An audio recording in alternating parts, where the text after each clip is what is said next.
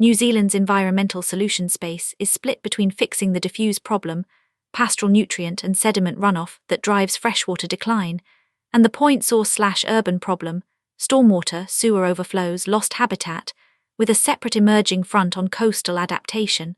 The durable cores tend to be framework instruments every government inherits: the NPSFM, the predator-free goal, the ETS-adjacent climate architecture, while the stringency dials, nutrient caps, methane, the agriculture exclusion, who pays for water infrastructure, are perpetually refought along the rural/urban and left/right divide.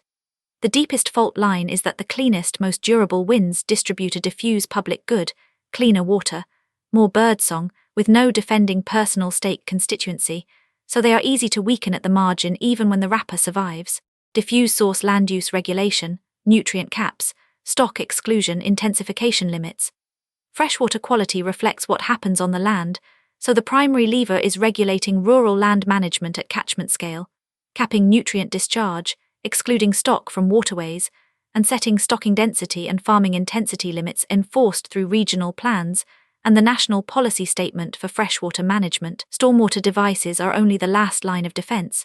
Its flagship moves are mandatory stock exclusion from all waterways, enforced through regional plan unitary plan rules, catchment level nutrient nitrogen, budgets and stocking density caps as resource consent conditions, tradable on-farm nitrogen discharge quotas, kgn/ha/year, creating a market incentive to cut leaching, national bottom lines via NPSFM with regional councils held to a freshwater improvement timeline. The central tension imposes concentrated, visible costs on an organised rural bloc, farmers, to deliver a diffuse public good with no individual defending constituency. The improvement timeline, years to decades, is longer than the electoral cycle, so the political will to hold the line erodes before the water gets visibly cleaner. This has been partly tried. The NPSFM framework was enacted and has survived as the inherited national instrument, but its stringency has churned hard.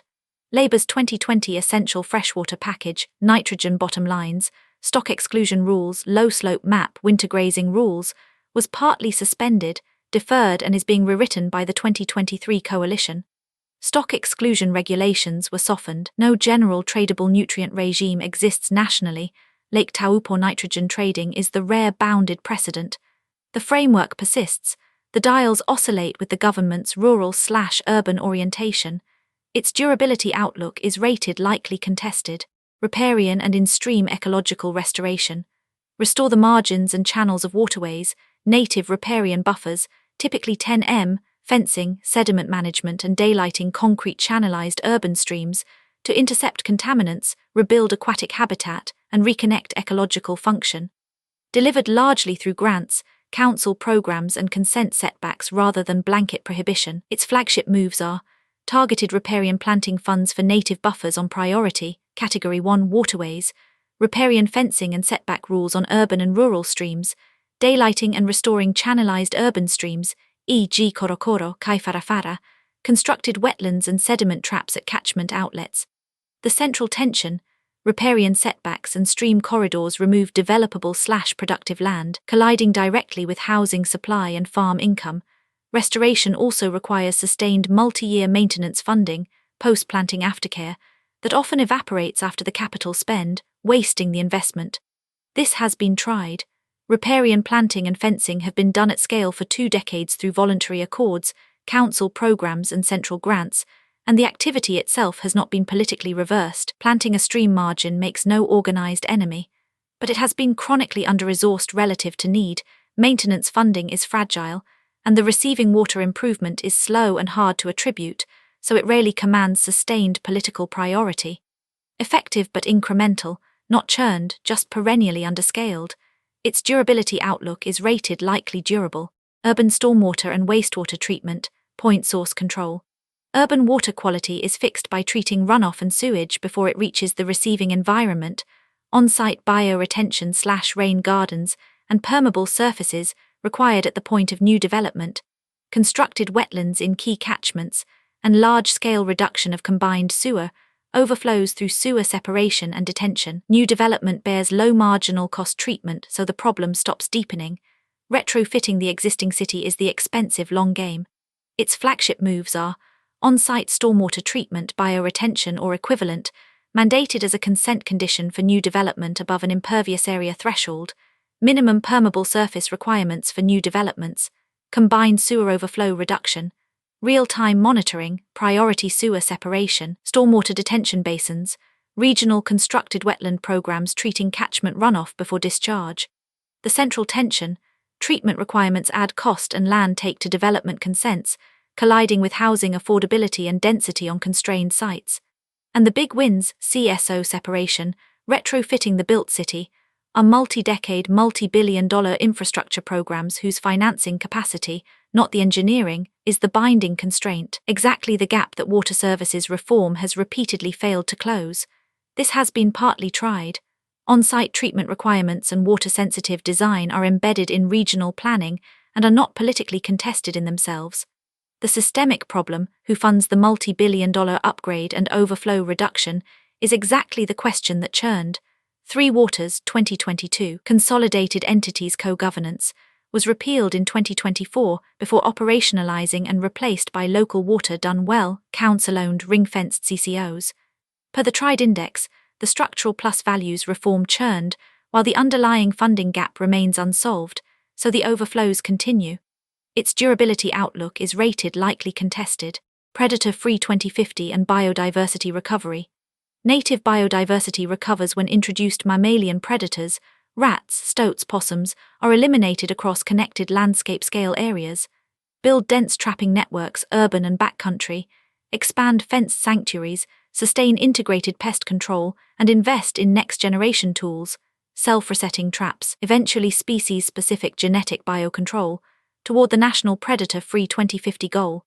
Its flagship moves are funded professional community trapping networks at high urban density and across conservation land, expansion of fenced predator-free sanctuaries with native species translocations, mandatory trap networks in new subdivisions as a consent condition, long-horizon investment in genetic biocontrol fertility suppression research. Central tension, sustained predator suppression depends on volunteer effort that is demographically and geographically uneven, coverage degrades in high deprivation areas without paid maintenance, the cost is open-ended and ongoing rather than one-off, and the mainland endgame, genetic biocontrol, is decades away and carries unresolved ecological risk and social license questions, plus the live fight over whether free-ranging cats count as predators. This has been tried. PF 2050 was launched by a national government and continued by Labour, and the trapping/sanctuary movement has grown into a broad, popular, community-rooted effort. It has not been reversed by any change of government. It is genuinely cross-party in origin. The unresolved issues are scale and money. Progress toward the 2050 goal is slow, mainland elimination tools don't yet exist, and funding ebbs and flows. It has been narrowed/trimmed but never abolished. Its durability outlook is rated likely durable. Coastal managed retreat, planned withdrawal from the shoreline. Many low-lying coastal areas cannot be economically defended against 1m plus sea level rise, so the rational long-run response is planned, equitable withdrawal, rolling easements, voluntary buyouts of highest-risk properties, and planning controls that prohibit new insurance-ineligible development in hazard zones, backed by a national adaptation/managed retreat framework, and Crown funding rather than ad hoc regional decisions. Its flagship moves are National Managed Retreat Climate Adaptation Framework setting who pays rules and triggers, voluntary buyout schemes for highest-risk coastal properties, rolling easement and hazard zone planning controls reflecting 2,100 SLR projections, prohibition on new development in 1-in-100-year coastal flood zones. The central tension, retreat creates highly visible organized losers, coastal homeowners facing devalued or unbuyable property, making it politically explosive. It raises unresolved property rights and compensation questions, who pays at what valuation, and the costs are upfront and concrete while the avoided damage is future and diffuse, the worst possible profile for political durability. NZ has done managed retreat reactively and case by case, the Matata relocation and the post-Cyclone Gabrielle Category 2/3 property buyouts, but there is still no enacted national managed retreat or climate adaptation framework setting standing who pays rules. The pattern files explicitly flag this as the national coastal policy gap. Successive expert reviews and a stalled climate adaptation bill have recommended one. The principle is largely untried at the systemic level and remains the most politically avoided question in the theme. Its durability outlook is rated likely contested. Coastal protection infrastructure, hold the line defense. Existing coastal assets can and should be defended with hard and dynamic engineering, sea walls, revetments, tide gates, foreshore works built to a 1m sea level rise standard, buying 30-50 years of protection while longer-term adaptation is planned, rather than abandoning communities prematurely.